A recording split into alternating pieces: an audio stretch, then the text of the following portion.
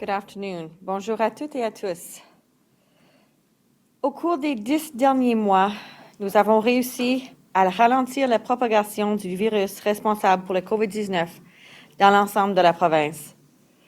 Nous avons connu succès car nous avons agi rapidement et de manière décisive. Nous avons pris les mesures nécessaires pour freiner une crise avant qu'elle ne devienne ingérable. Over the last 10 months, we have had some success in slowing the spread of COVID-19 virus across our province, and we have succeeded because we have acted swiftly and decisively. We have acted to head off a crisis before it becomes completely unmanageable. We haven't waited, as some other jurisdictions have done, until critical levels have been breached. We have moved to cut off transmission of the virus before it can get out of hand, and that is what we are doing today. La croissance rapide du nombre de cas de COVID-19 dans le sud et l'ouest de la province ce mois-ci est extrêmement inquiétante. Il est impossible d'ignorer la menace que cette situation représente pour notre système de soins de santé et le bien-être des citoyens du Nouveau-Brunswick. Par conséquent, Santé publique a recommandé au cabinet aujourd'hui que les zones 1, 2 et 3 régressent à la phase d'alerte rouge à compter de minuit ce soir. La zone 4, où le nombre de cas a considérablement augmenté au cours de la dernière semaine, demeure à la phase d'alerte rouge. Les zones 5, 6 et 7 demeureront à la phase d'alerte orange. Les changements annoncés aujourd'hui signifient que plus de la moitié de la province se retrouvera en phase d'alerte rouge, soit de Clare à Haut-Lac. Les plus grosses villes de la province Brunswick se trouve dans ces zones. La majorité des Néo-Brunswickois vivent et travaillent dans ces zones. La décision de formuler cette recommandation n'a pas été prise à la légère. Je sais fort bien que cette décision aura des conséquences tant voulues qu'involontaires. Il n'y a aucun doute que ces restrictions causeront des inquiétudes et des difficultés à bon nombre de citoyens. Ces mesures sont toutefois absolument nécessaires si nous voulons éviter une avalanche de cas comme celle que vivent les gens de l'autre côté de nos frontières. J'annonce aujourd'hui qu'il y a 31 nouveaux cas de COVID-19 au Nouveau-Brunswick et ils se répartissent comme suit. Il y a 4 nouveaux cas dans la zone 1, soit la région de Moncton et du sud-est du Nouveau-Brunswick. Dans la zone 2, qui comprend les comtés de Saint John, Kings et Charlotte, il y a 3 nouveaux cas. Dans la zone 3, soit la région de Fredericton et de la vallée de la rivière Saint-Jean, il y a 1 nouveau cas. Il y a 21 nouveaux cas dans la zone 4, soit la région d'Edmundston et de Grand-Sault. Il y a un nouveau cas dans la zone 5, soit la région de Hamilton-Restigouche. Il y a un nouveau cas dans la zone 6, soit la région de Bathurst et la péninsule acadienne. Il y a présentement 316 cas actifs de COVID-19 au Nouveau-Brunswick, dont une personne qui est hospitalisée après avoir contracté le virus.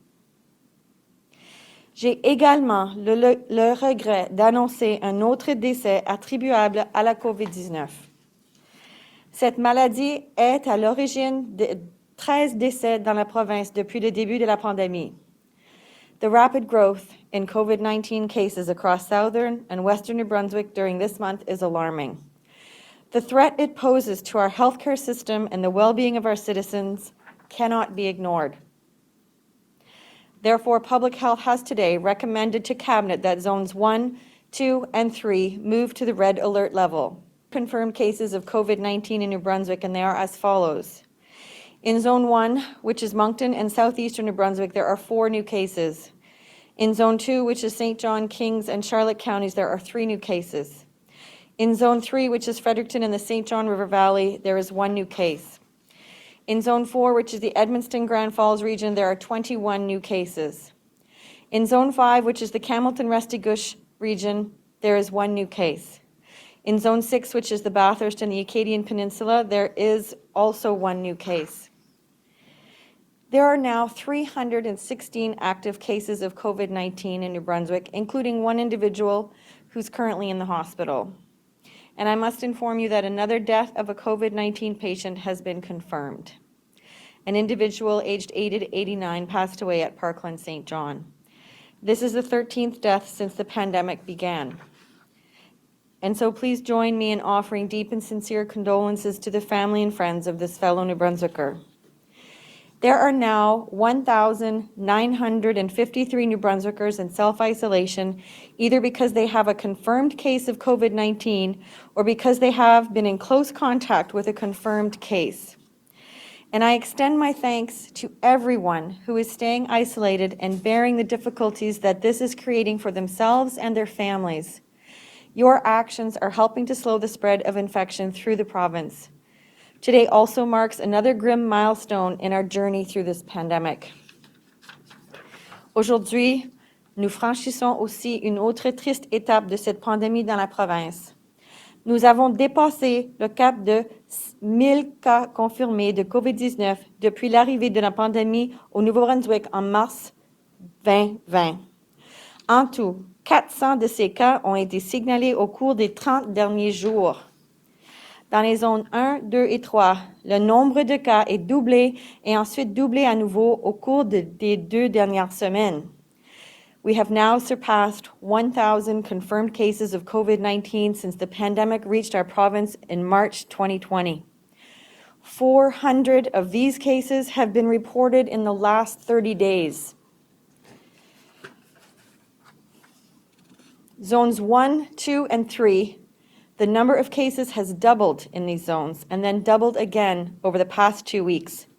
In each of these zones, we have seen at least 3 distinct chains of infection that have spread beyond their original source. And only one of the clusters now being investigated can definitely be linked to an infection that occurred outside of New Brunswick. So we call those unlinked chains of transmission.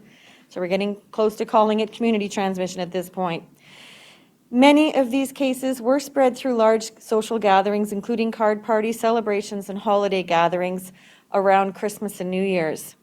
But subsequent to the orange phase alert levels, we have still continued to see transmission in workplace settings, in schools, where people have not been wearing masks or where they have gone to places with symptoms and have not been tested. So I do urge you, even if you have mild symptoms, to please get tested. D'autres éclosions ont pris souche dans les lieux de travail où des employés travaillent près de l'un de l'autre sans porter un masque. Ce genre de situation est à l'origine d'un grand nombre d'infections signalées depuis la fin du temps des fêtes. Others started in workplaces where people were in close proximity without wearing masks. This has emerged as a major vector for infection since the end of the holidays. Still, others were spread by people who failed to properly self-isolate after returning from out-of-province travel. We do expect to see more travel-related cases. That's not going to go away. I do know that the vast majority of New Brunswickers are heeding public health advice, even when it is not easy or convenient to do so. Your efforts are greatly appreciated. All of those individuals who have self-isolated properly and safely, you are protecting your loved ones, your family members, your colleagues, your community. There remains a minority who are still ignoring restrictions and allowing the virus to spread. It is vital that everyone follow public health direction and advice. It is the surest and fastest way to reverse the trend of spreading infection. But despite all the evidence that decisive action is needed, there will be doubters and skeptics. There will be those who will compare our case numbers with those seen in Ontario, Quebec, Maine, and Alberta, and say we are not as badly off as they are. And to them I say yes, and we don't want to be. There are those who will note that we have only a handful of cases in hospital and declare that our healthcare system is not overwhelmed. And to them I say, not yet. There are those who will point out that we have only seen a dozen deaths from COVID-19 in 10 months. And to them I say, thankfully, yes. How many more would you like to see? And there will be those who will say, is it really that bad? And are these restrictions really necessary? And to them I say, yes, it is that bad, and yes, these restrictions are required.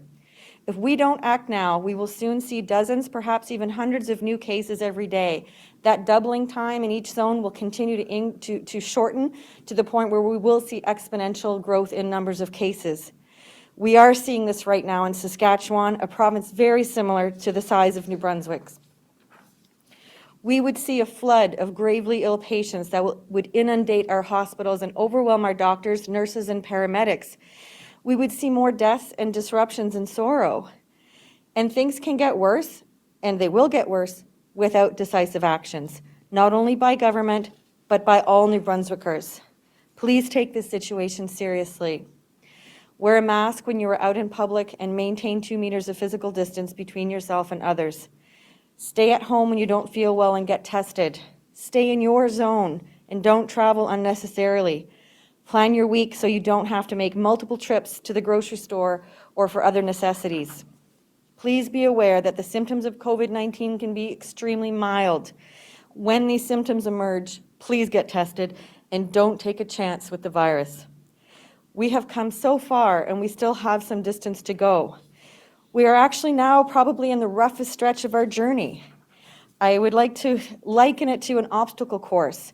We have to get to herd immunity over the next several months while continuing to battle new variants, new travel-related cases, a delay in vaccine delivery.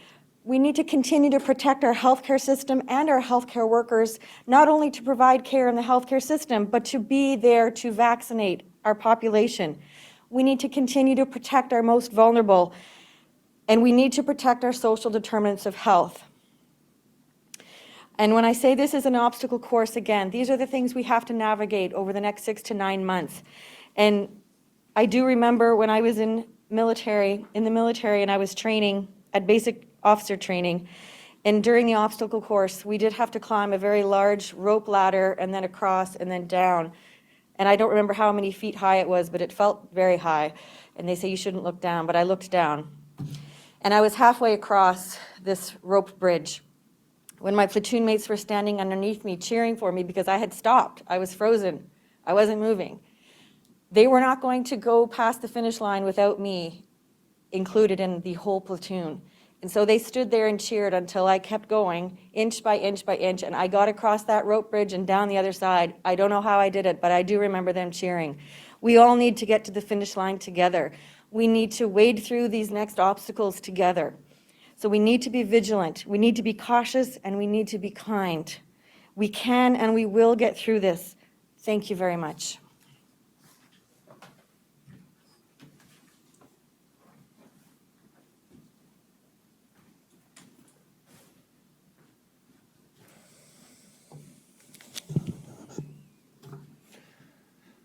Good afternoon. Bonjour. Today we learned that a resident of Lily Court at Parkland St. John's Tucker Hall has passed away as a result of COVID-19. Marcia and I offer our sincere condolences to the loved ones of this individual, and once again reminds me and reminds all of us that COVID-19 is with us and its outcomes can be extreme. I continue to be disappointed to report that with 31 new cases today, we now have 316 active cases in New Brunswick, almost triple our worst case previously. This is indeed a very serious situation, and we must take a hard position today to address it. We do not want to be in a situation like we've seen our neighbors in Quebec or Ontario or further west. We don't want to be too late in reacting and look back and say only if.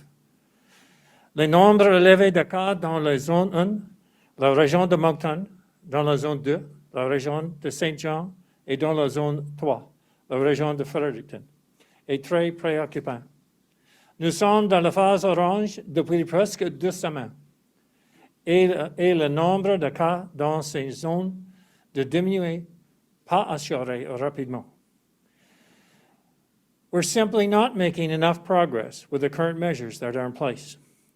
We know there are more cases in these zones that exist, but have not yet tested positive, and we cannot take the risk of potentially overwhelming our hospitals.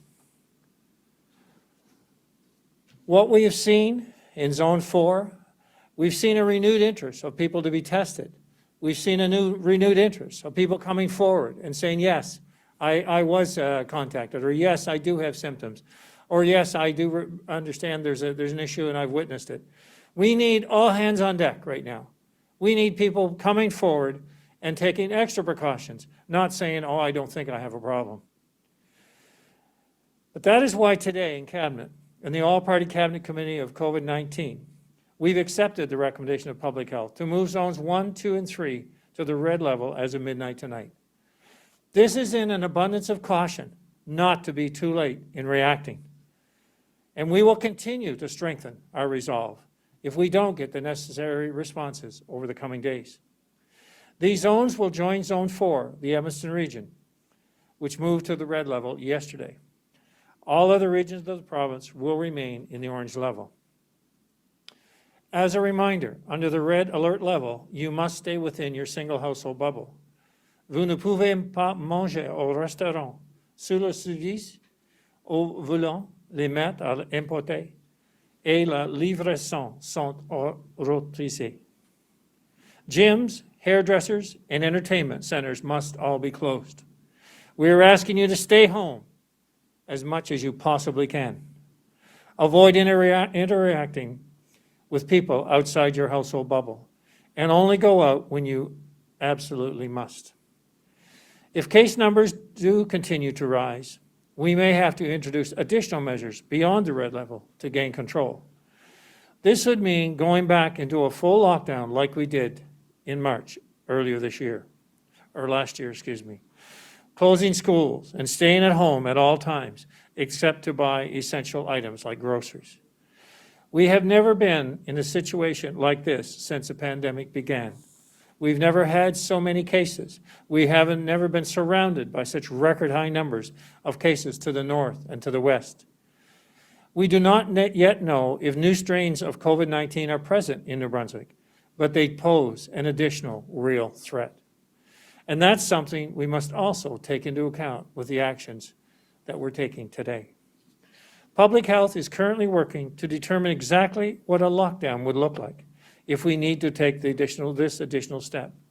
And we'll have more information soon about the measures that will be put in place if moving to the red level is not as effective as it needs to be. Moving additional zones to the red level will have an impact on many businesses. And I want to remind business owners that relief is in place in the form of non-repayable grants from Opportunities New Brunswick.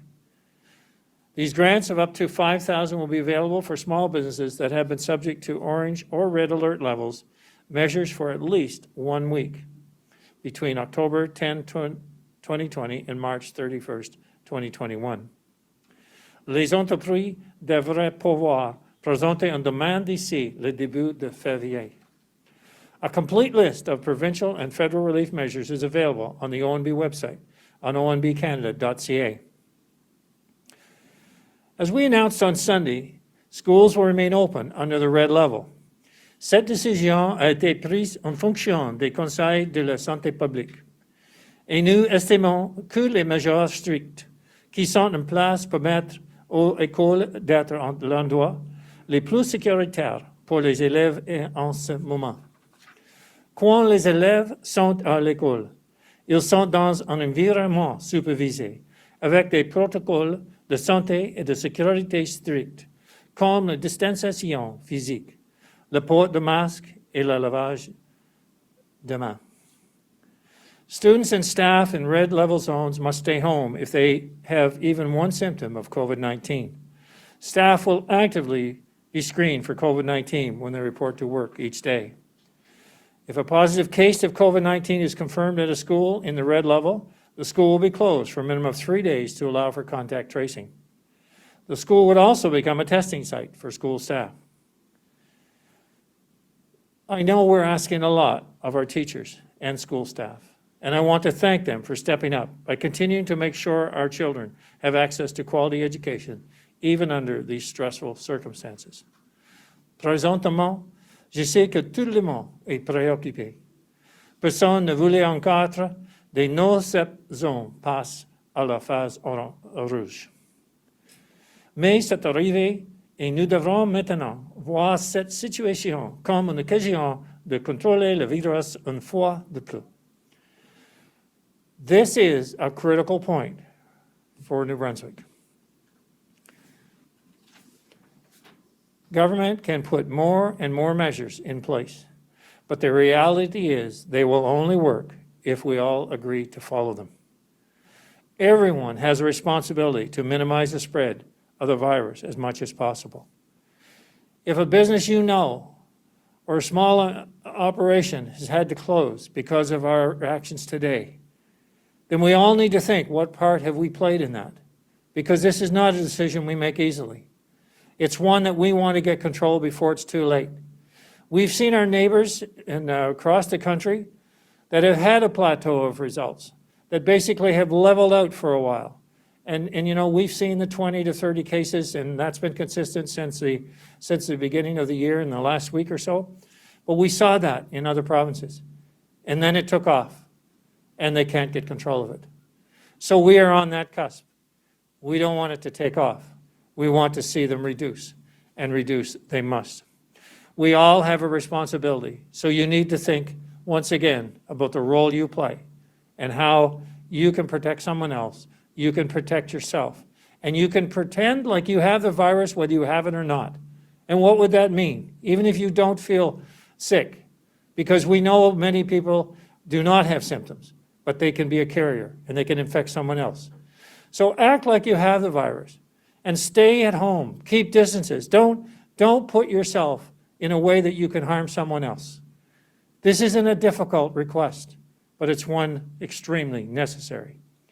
And if you are sick, obviously, stay away from others. Don't take chances. Even if you have mild symptoms of COVID-19, get tested and be sure. So a vaccine is available, but we don't have secured supplies yet. And even this week, we learned of a reduction in our supply for next week. So the Pfizer vaccine, we will not have any vaccines arrive next week.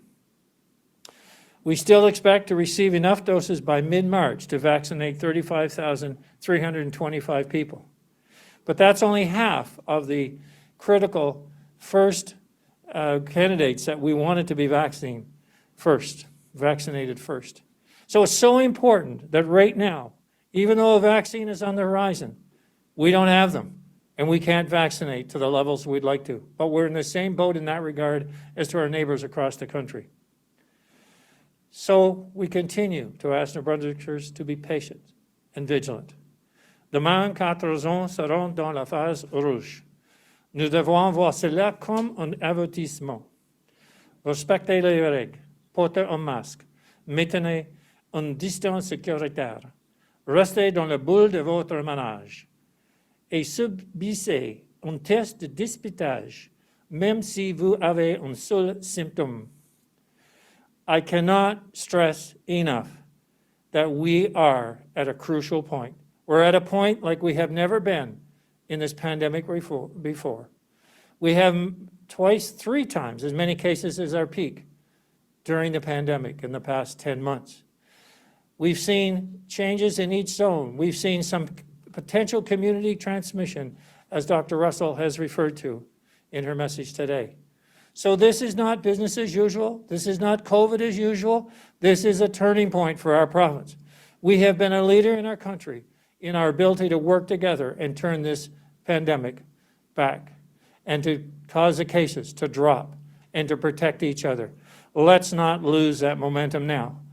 And I certainly believe that a tremendous part of this success to date has been our ability to control our borders, has been our ability to contact trace, has it been our ability to clean and disinfect workplaces, has been the diligence that we became a little complacent over the holidays, or one might say a lot complacent over the holidays, and now we're paying the price.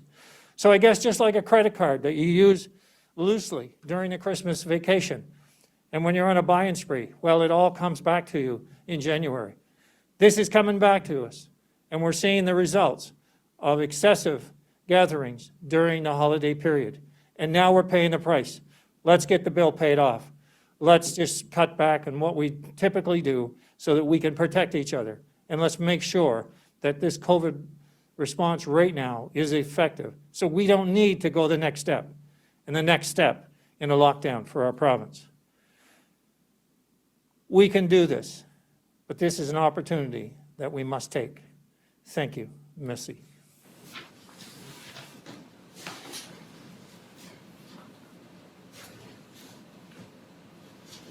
Thank you, Premier and Dr. Russell. Merci beaucoup, Monsieur le Premier ministre et Dr. Russell. Nous allons maintenant procéder aux questions des journalistes. We'll now proceed with questions from members of the media. Each reporter will have one question. Chaque journaliste aura une question. You have the right to pose your question in the language of your choice. Vous avez le droit de poser votre question dans la langue de votre choix.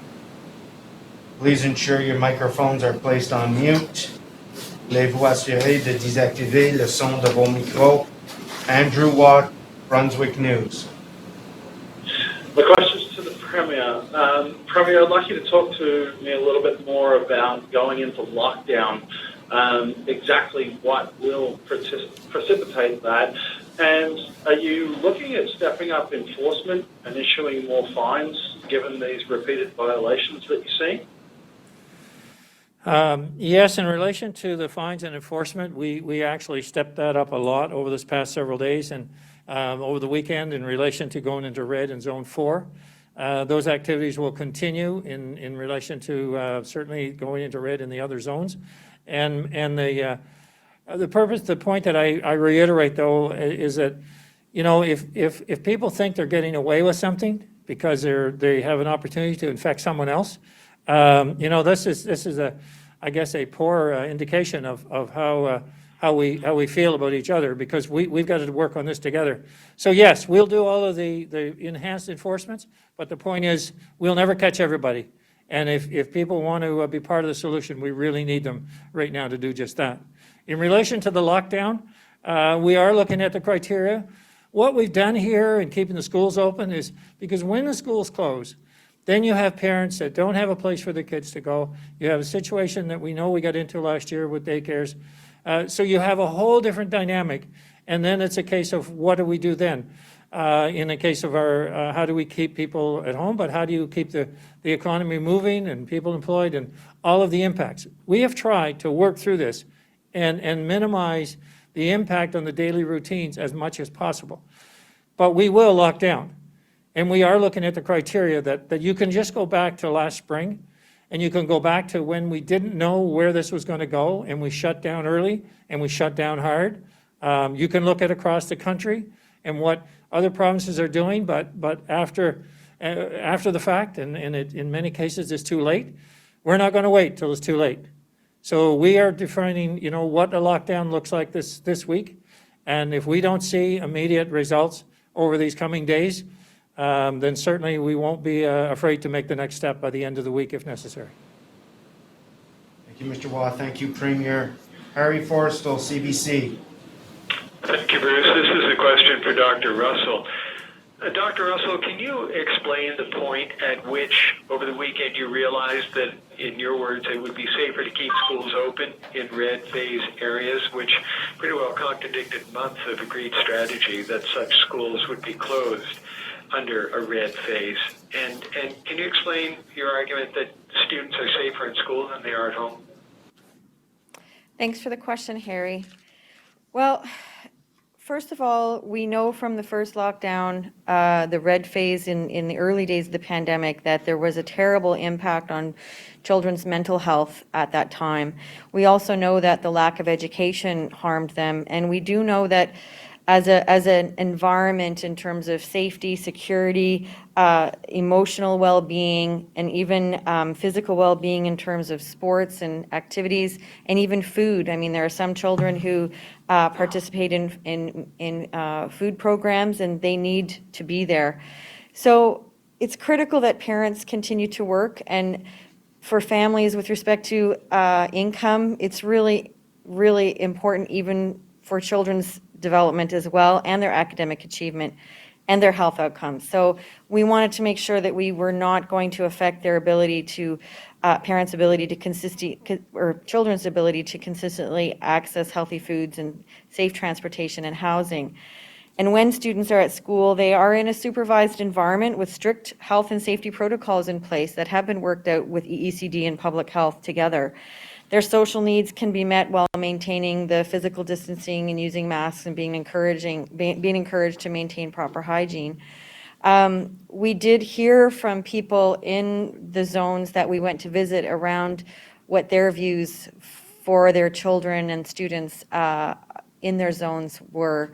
And in terms of, again, the public health approach has always been to make sure that whatever risks you're trying to mitigate, that they're targeted and that they're measured and that they're balanced against whatever hardships are going to come from those measures. So that was all taken into account when we went to Cabinet and had those discussions. Thank you, Mr. Forstall. Thank you, Dr. Hadil Ibrahim, CBC. Thank you. This question is for Premier Higgs. What will a red phase mean for workers moving back and forth from Quebec or Maine to New Brunswick for work such as the workers at the chicken plant in Edmundston? Are you considering further tightening border rules to exclude workers like that in all zones? As part of the process we're going through right now in the next phase for certainly lockdown, but it's analyzing the essential workers that are moving across the border, that have been moving, I must say, throughout. But going to the absolute necessity of that move. So if we have healthcare workers coming, into the border hospitals, and certainly there's a need to maintain that capability in the healthcare field. If there's essential services that are being used from coming across the border, it's how many times do you activate or actually seek these essential services? Is a family going to shop for groceries, or going to be one person, or going to the drugstore, or an appointment? It's like looking and scrutinize very closely what is really essential. Part of the problem to date, I would say, is that many people define their own terms for essential. And I think we're going to have to wade in there to help make some of those decisions, because essential has to be, how critical is it that I attend or go to this function? If I don't go, what is the repercussion? And I know if I use an example, I would say that, we've seen our emergency rooms, the utilization is way down. So I'd like to think that people are making decisions and not afraid to come to the hospital, and maybe before they were coming when it wasn't absolutely essential. But what we do know is that the utilization of the ERs is way down, and people are making decisions that I don't need to go right now. So let's look at that right across the spectrum. So far no changes planned in red, but could be more changes regarding that in the further lockdown? Yes, it certainly could, but I got to reinforce the fact that we're going to be raising the awareness at the borders and the scrutiny at the borders of are these functions absolutely essential. Thank you, Ms. Ibrahim. Thank you, Premier. Tom Bateman, Brunswick News. Good afternoon.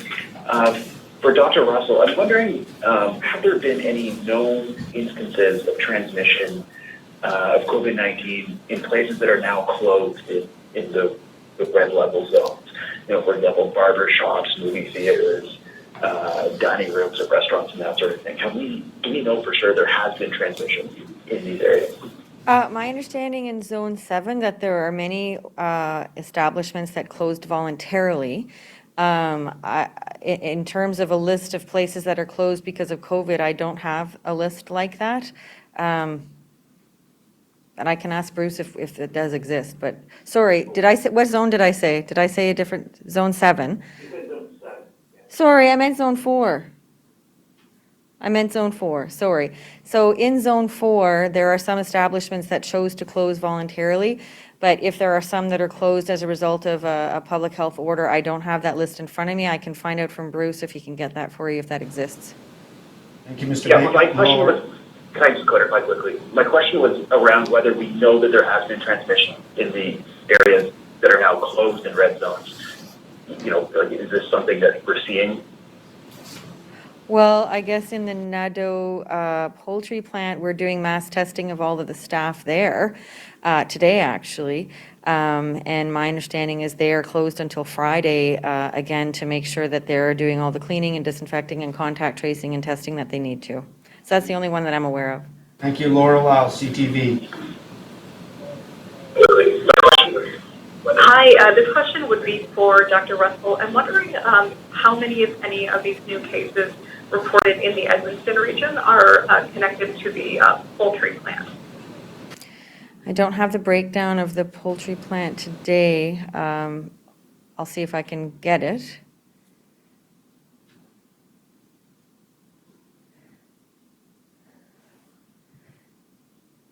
I guess it's 17 cases today from Nadeau. To date, sorry, to date. Thank you, Ms. Lau. Marie Sutherland, CBC. Hi, my question is for Dr. Russell.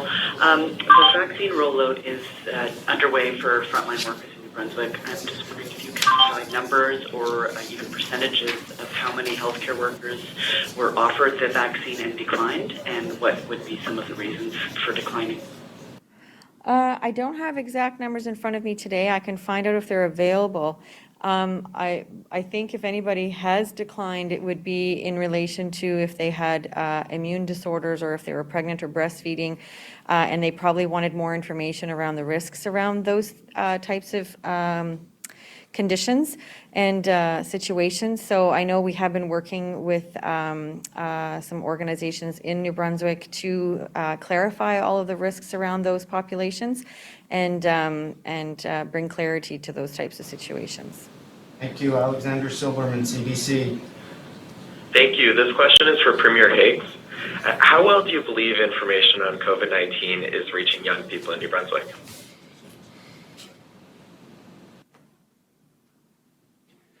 When you look at the demographics of the current infections, I guess, and you look at what they saw in Nova Scotia around prior to the holiday season, and then what we have seen in terms of age demographics, I would say that generally there lies one of the significant concerns. There is this kind of belief, I guess, it doesn't affect, we can still party on, and it doesn't affect me, so I'm okay. And that lies the challenge. So when we've had cases where individuals have come home to isolate with their parents, and their parents, one of the parents, did not live because they got COVID. So we've had cases like this. It's very concerning. And so it is a concern, and it isn't like that we can ignore the fact that even though you may be asymptomatic, you may not be a high-risk population, you are a high risk to somebody else. And that's a message we keep trying to put across, but it has been challenging. Thank you, Mr. Silberman. Thank you, Premier Adam Harris, Brunswick News. Thanks, Bruce. Premier, you noted that the federal government announced today that Pfizer will not ship any doses to Canada next week, and there will be a reduction in anticipated dose shipments for several weeks after that. You touched a little on this, but I wanted to know what the impact is going to be to your plan to vaccinate long-term care residents this week, and if the goal of vaccinating care residents and healthcare workers by the end of March now won't happen. Well, we're still focused by the end of March, but I guess what it puts into question is the reliability of the supply, and that has always been the question: is can we count on the supply reliability? And it also means how we have to hold vaccines, in reserve to get the second dosage. I think that what we need to understand is, in relation to the vaccines that have been approved, only 2 have been approved by Health Canada now, and they were approved relatively quickly. So what is the status of at least 2 other ones that are in front of Health Canada for approval? What is the timeline? We can't seem to get any answers on that, and that can help alleviate a lot of the concern, because not only do we have this issue here in New Brunswick, but all of Canada is not going to get any Pfizer vaccines over the coming week. So it is a situation we're all in together, but there are some things that should be answered in relation to approval of new vaccines, and then consistency. We need to know what the numbers are. We'll work with the numbers we have, but we need to have assurance that those numbers are correct. This issue this week kind of gives us some concern in that regard. Thank you, Mr. Hirsch. Jean-Philippe Hig, Radio-Canada. Oui, bonjour. Il y a 25 nouveaux cas aujourd'hui dans le nord-ouest du Nouveau-Brunswick. Il y en a eu seulement 2 hier. Qu'est-ce qu'on sait sur ces nouveaux cas? Est-ce que c'est lié à une entreprise, des écoles, des rassemblements? Est-ce que ces cas sont liés les uns aux autres? J'aimerais juste avoir un portrait de ce qu'on apprend aujourd'hui pour la zone 4. Alors aujourd'hui, on a 21 cas dans la zone 4 et toutes les informations sur les contacts étroits et la manière qu'ils ont contracté le COVID-19, c'est sous une enquête à ce moment-ci. Et on aura plus d'informations demain. Ça prend vraiment 24 heures avant qu'on aura toutes les informations. Si c'était un contact étroit d'un cas, puis c'était quelqu'un qui isolait à la maison, bien, ça c'est quelque chose que c'est surprenant. Si c'est quelqu'un qu'on n'avait pas prévu tester positif, ça c'est un peu plus difficile, un peu plus concernant. Si c'était quelqu'un qui avait été testé positif dans les dépistages pour le plan NADO aussi, ça c'est, on fait le dépistage aujourd'hui pour NADO pour cette population. Merci, M. Hughes. Merci, Dr. Vicky Hogarth, CHCO-TV. Thanks, Bruce. Premier Higgs, what reason were you given for the delay in the Pfizer vaccine rollout, and why does Canada's supply seem to be more impacted than other countries? Well, the reason that I was given is in relation to the Pfizer ramping up in their plants. The U.S. plant is basically been set up to supply the U.S., and I believe the Belgian plant is going to be focused on supplying other countries. And that plant is taking a bit of a timeout in order to get production ramped up a whole lot. So what one might take from that is that they will be able to exceed the supply criteria after they have this quick shutdown. I'd like to think that, but I haven't had any confirmation of that. So at this stage, the only thing we know is what's not coming. And the hope that we'll resume at least what we had following this week. Thank you, Premier. Thank you, Ms. Hogarth. Ben Burnett. Thank you, Bruce. I'm wondering about the school closures under the red zone. I know that in Edmundston, for example, a new case would shut the school down for 3 days. I'm wondering about schools that have had confirmed cases over the past few days in the zones that are now moving into red. And if they aren't going to close for 3 days, I'm wondering why that might be. Well, I'd have to talk to EECD about that, because we just made the decisions recently, so we're still working on what the operational issues around those decisions will be.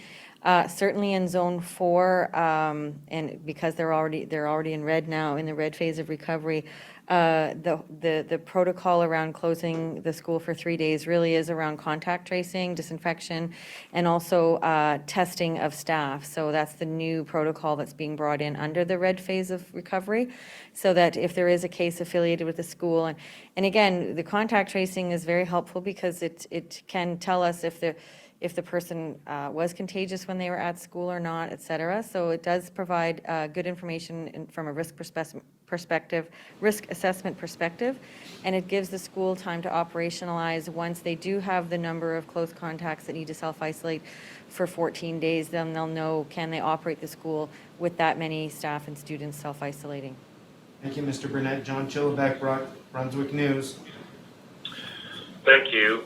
Supply issues aside, would you please explain why public health has told private seniors residences, which have elderly populations who have communal spaces such as dining halls, that they will not be prioritized when it comes to vaccinations the same way that long-term care facilities are? And will the province commit to bringing the vaccine to these privately run residences?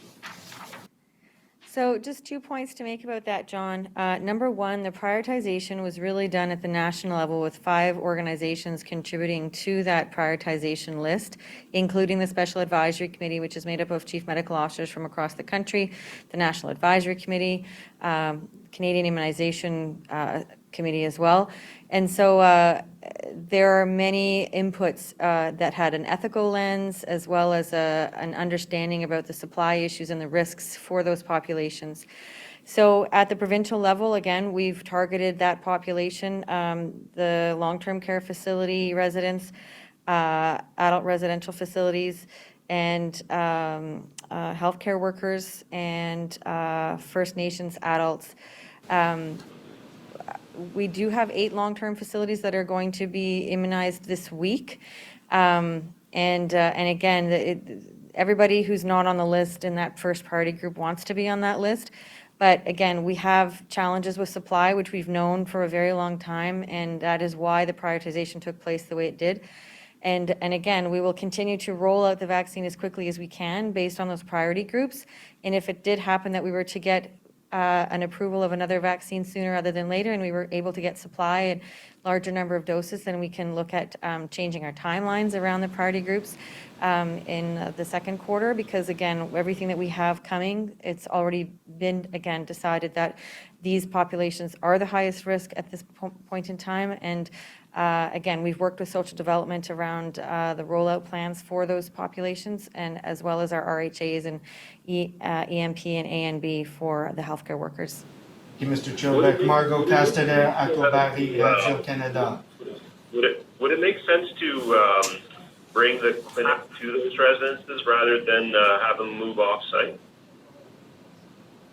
Margot Castaner, Aquabari, Radio-Canada.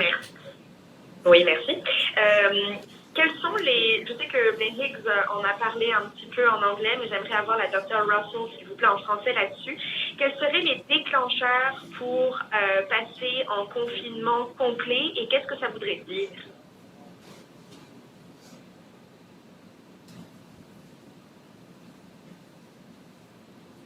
Alors, les décisions qu'on a prises aujourd'hui, c'était basé sur la phase rouge qui a été décidée dimanche avec le cabinet COVID-19. Et alors, les déclencheurs ont été considérés pour les 3 zones aujourd'hui. Mais on sait que pour vraiment éviter la situation de devenir de plus en plus pire, on veut vraiment éviter les situations avec les problèmes avec les hôpitaux et les soins de santé, des impacts négatifs sur les services de santé. Et aussi, on veut éviter des impacts sur notre campagne d'immunisation et les employés qui vont participer dans cette campagne. Alors, on va avoir une autre réunion jeudi pour décider c'est quoi quelque chose comme un couvre-feu, etc., d'autres déclencheurs et d'autres situations plus sévères pour protéger la population. On va avoir ces discussions jeudi. Merci. Callum Smith, Global News. Thanks, Bruce. I'm just wondering, I don't know who this would be best to ask to, but I'm following up on, I believe it was the first question regarding the potential for a lockdown. What triggers specifically, what criteria would be used to make that decision?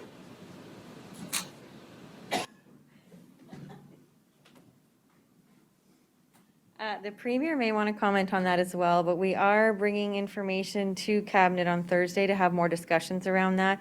So I can't really say too much more. I mean, with the red phase that we've seen right now, we've observed changes in Zone 4 already with respect to testing. More people are coming forward who had symptoms that hadn't been coming forward before to get tested. We do hope to see an increase in testing all around the province with respect to that realization and that awareness that even the mildest symptoms can be COVID-19. And the more people that get tested with those mild symptoms, then we will hopefully not miss people who have been presenting to work or other locations with symptoms. It is very concerning because, again, we know that in order to get the outbreaks under control right now and prevent further transmission, that we do have to have everybody's cooperation. Thank you, Mr. Smith. Inda NTR, Huddle Today. Thank you, Bruce. This question is for both Dr. Russell and Premier Higgs, I guess. Restaurants Canada's data recently shows that restaurants in New Brunswick lost $255 million in sales last year. Gyms and beauty salons have told us it will be very hard to survive if another closure happens, and some cafe owners have said that the 5,000 grant is far from enough to help them survive. And Premier Higgs, you said a few days ago that most businesses are strictly following guidelines. So I'm wondering, what is the consideration for closures of some businesses that have been following health guidelines strictly, while big box stores and retailers can remain open in the red phase? Thank you. So I know there's sensitivities in what can stay open and what can't. Certainly grocery stores and looking at the facilities and the operations that supply groceries, that's important. The supply stores for home equipment was hardware and things of this nature was basically to ensure that the households could continue to be able to maintain or get necessary supplies in that regard. I would say that if we go the next step into a further lockdown, then it becomes more restrictive into what exactly is needed inside of these facilities, and you make sure that that is the purpose, in and out, and not general shopping in a say a multi-purpose facility or store. The issue around the losses of individual business owners, and I very much sympathize with this situation and what it means to them. But the point we're trying to do here is not get into a month lockdown, not get into a situation where it goes on and on. We've been very successful here to date, and we were able, not since March, to maintain the yellow, orange here and there, and basically keep businesses open to some degree, to the point where we even put on incentives for people to travel in our province and to see New Brunswick again. So we want to get to that point, but we want to do it quickly. And so we can try to hang on and just keep businesses barely ticking over, or we can say, let's hit this hard.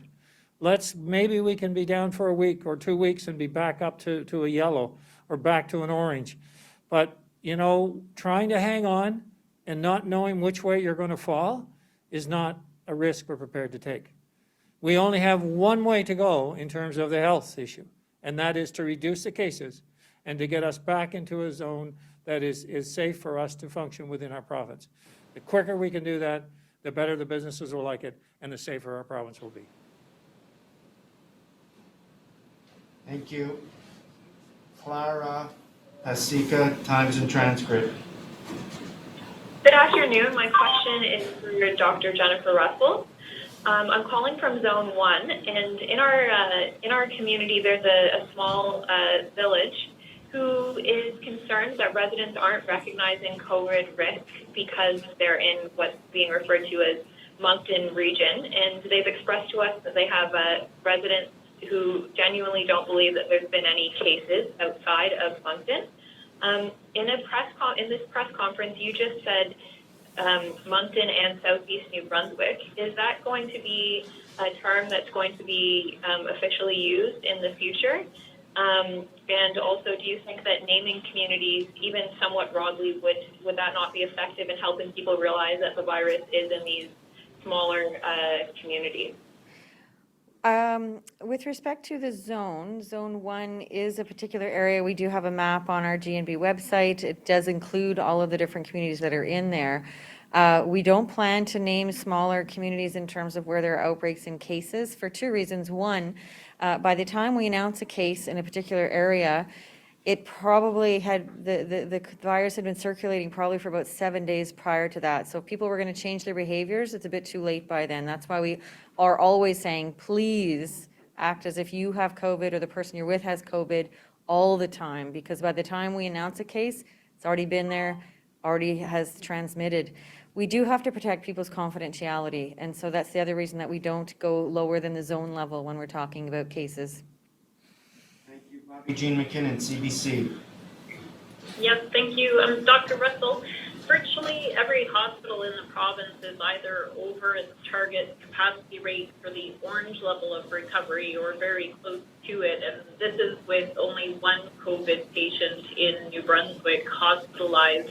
What can you tell us about the red level occupancy targets? And now that 4 regions are at the red level, how concerning is this?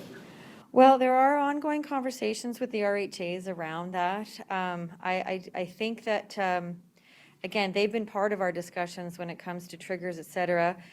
We do have 76 healthcare employees that are out due to COVID-19, for reasons of COVID-19, whether Vitalite or Horizon. And again, we work so closely with them on a daily basis around their capacity, around the risks. We are looking at the ages of the people that are diagnosed with COVID-19 every day and projecting, whether or not they would need hospitalization or not. So as of right now, again, we are in close discussion with the RHAs every single day around their capacity and around any of the changes that we're seeing with increasing numbers on a day-to-day basis. So for right now, I know there are some services that have been impacted by the healthcare workers that can't report for work because of COVID-19, either because they're positive or they are self-isolating. And in terms of capacity, again, I think we're having those conversations on a daily basis with the RHAs around what the phases are looking like right now based on the cases that we're seeing. Thank you, Ms. McKinnon. Erica Butler, CHMA, Sackville. Hi, thanks very much. I think this is for Dr. Russell. So the Premier just said we know there are more cases in these zones, referring to the current red zones. Can people in small towns in these zones expect easier and closer access to testing in the coming week? Do we have the capacity for mobile or pop-up clinics, and will we be doing them? So we also had conversations with the RHAs around testing, and so there are 2 communities where they're going to add extra testing right now. In terms of capacity, we have had capacity. There's never been a time when we haven't had capacity recently with these outbreaks. I think it is, we do hear from the public that it is problematic in terms of driving to certain locations depending on the distance. So there are 2 communities that we're going to add right now, and we're looking at 2 other communities to help boost people's desire and ease for testing in the coming days. Ms. Butler, Mathieu Wacomo, l'Acadie Nouvelle. Il semble y avoir beaucoup moins d'employeurs. Je pense que ma question est pour le Premier ministre Higgs. Il semble y avoir beaucoup moins d'employeurs qu'au début de la pandémie qui permettent à leurs employés de travailler à la maison. Si j'ai bien compris, la fonction publique demande aussi aux fonctionnaires de se présenter au bureau, même en zone rouge. Ne serait-il pas temps d'inciter davantage d'employeurs à permettre le télétravail ou peut-être même à l'inclure dans la déclaration d'urgence pour forcer les employeurs à permettre le télétravail? Well, certainly we're asking in the red zones for people to stay within their zone, and we're trying to keep people the work-life balance functioning as much as possible, and daycares and schools are all part of that. And so to that point, what we've learned through this process is that yes, you can come to work safely, but we don't want to be traveling across zones and across borders unless that becomes extremely essential. But also, we're looking at what areas can we reduce for essential services and people coming to work. Companies have to make their own decision. I mean, can their employees in the office, for instance, or some of them, can they work from home? Others in an operational mode that are manufacturing or in a position like that, they have to be there on the workplace. If we lock down, it becomes a different scenario. It becomes a whole different ballgame where you actually then, it's not a case. It's okay, what's running, what's not running. And then you determine that these people won't be coming to work because this facility is not running. So I'm hoping right now we can keep essential businesses running. And I say essential, it's people coming to work as they would to provide the services that they do, and we do it safely. Companies will make their decision whether they can have more people work from home, and we would encourage that. But generally not be crossing zones unnecessarily and for no real reason. Merci. Thank you. That concludes today's COVID-19 update for New Brunswick with Premier Higgs and Dr. Russell. Just for a recap of the numbers, there were 31 new cases of COVID-19 today. And for a breakdown of the regions, there were 4 in Zone 1, 3 in Zone 2, 1 in Zone 3, 21 in Zone 4, 1 in Zone 5, and 1 in Zone 6. Tonight at midnight, Zone 1, 2, and 3 will all go back to the red level of recovery, along with Zone 4 that was already there. So that's 4 health zones now in the province that will be in the red level of recovery for the unforeseen future. In total, there are 316 active cases in the province, and if you look at the total, there are 1,004 that we've had since the pandemic began. That means about almost a third of the cases that are active right now make up a third of the cases we've had since March. I don't know if there will be an update tomorrow, but I will update you on Facebook as soon as I know. I look forward to joining you then. a news and public affairs production of CHCO-TV, New Brunswick's only source for independent community television.